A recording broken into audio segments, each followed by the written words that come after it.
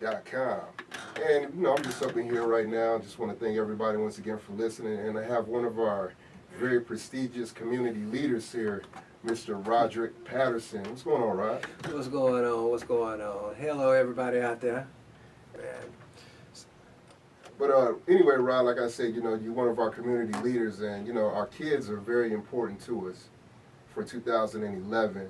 And I know you got some pretty cool programs that you got, coming for this year. I've worked with you in years past. Yes. And we've done some pretty great things across the country. Yeah. But just inform the people exactly who you are and exactly what you do. All right. The name of my organization is called Sounds of Knowledge. And what we do is we go into high school, middle schools, and elementary schools, and we use music to get those kids' attention. And once we got that attention, we hit them with anti-drugs, anti-violence, big now anti-bullying messages. And the program is real powerful. We've actually stopped some kids from committing suicide in the past. That is very serious. Yes, it is. That is very serious. And especially with the bullying going on in the schools right now, and I know that's one of the messages that you're bringing to the community is the anti-bullying message. Oh yes, bullying is big in the urban, more in the rural areas. Should I say the inner city, is violence.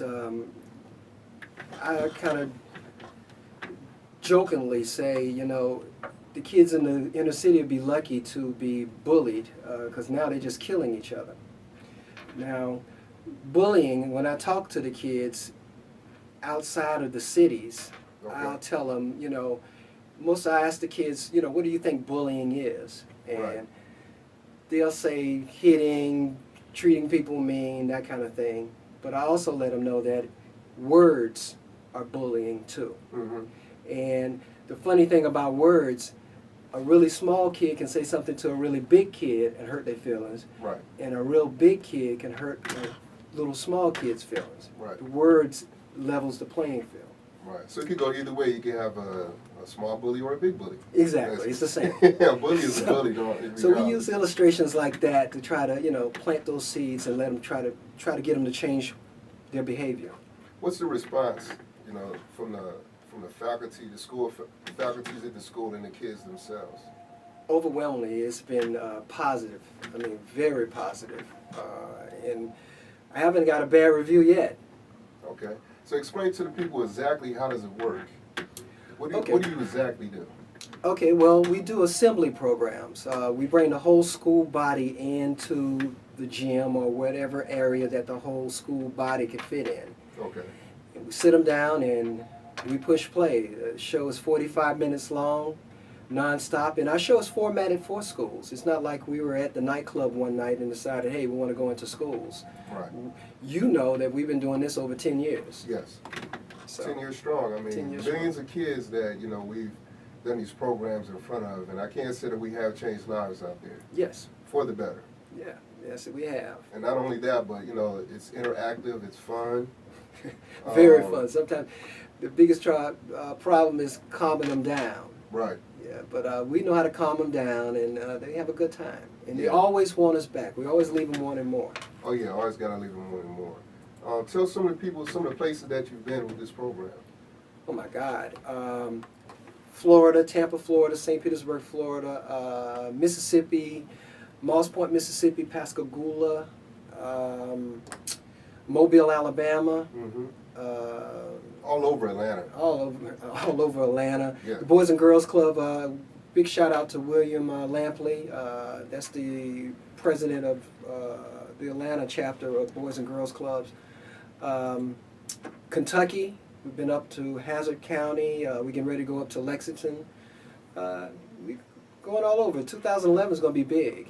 And we're going to get over into Texas. I got Texas on the radar. Okay.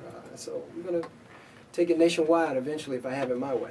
Now, you're at the forefront of, going into the schools and in the communities and bringing this program. What exactly was your motivation for doing this?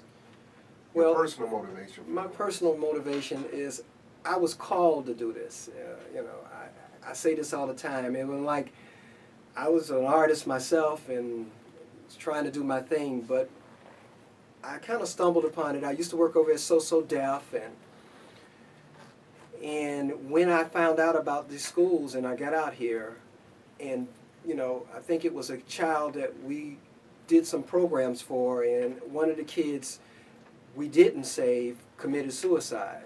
And that was a slap in my face at that point, that I knew that the money and the fame and all that stuff is fun, but you could really impact people's lives and save some lives. And so that one that got away inspired me to, when all my other business partners fell to the side, I'm still carrying the torch to try to keep this going. Right. And I really think it's a need, especially to the urban market, or the black schools, if you will. Okay. Because, there's 200-300 different school programs getting into white schools all the time, but Right. there was no one I knew of trying to get into the black schools, at least not on this level of Right. reaching the kids. Not only that, but it's a K through 12 program, which is very interesting because the same show that you do for the kindergartners basically is the same show that you do for the 12th graders. Yes. And you don't miss a beat, and everybody gets it. That's what I like about it, is Yep. that it's a family-oriented event. Of course it is, it's in the school systems, but it doesn't matter what age you are or what grade you're in, you still can get it Yes. and understand it. Who do you get the most response from as far as the kids go? What grade levels do you think really get into this program? I'm going to have to say I was surprised. The elementary kids get into it a whole lot, but the middle schools, we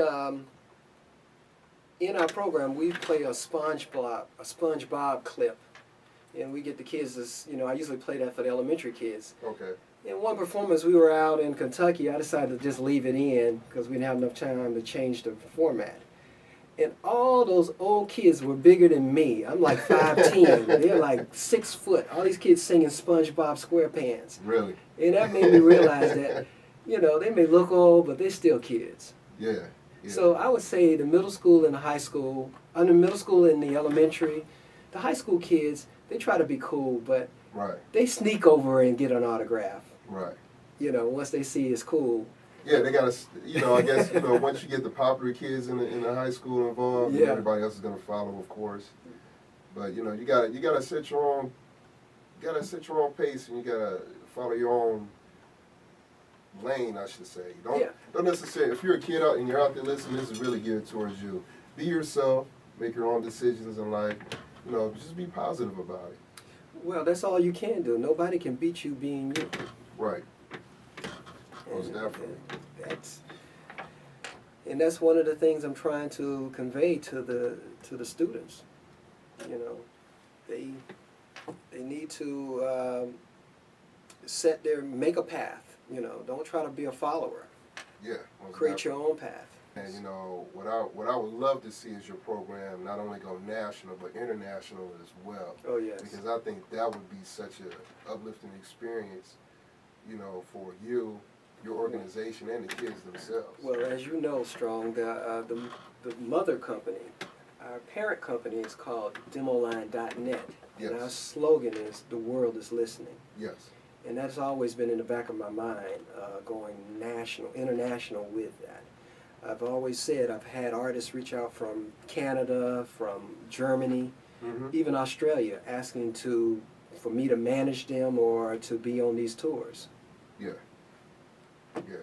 And the cool thing about this tour is basically, there's no cost for the schools themselves. No. So if we have any faculty members out there listening, please consider, bringing one of our programs into your school because, we have figured out a very unique formula for bringing this to your kids. Yes. And if they want to get in contact with you, Rod, put out your contact information real quick. All right. Contact information, you can go online at www.soundsofknowledge.com. And there's no tricky spelling. It is exactly that. All one word, soundsofknowledge.com. Or you can give a call over at 404-399-3366. Leave a voicemail, and someone will return your call. Well, hey, Rod, we appreciate you stopping by. You always got a home here at WATB. Thank you, sir. Always.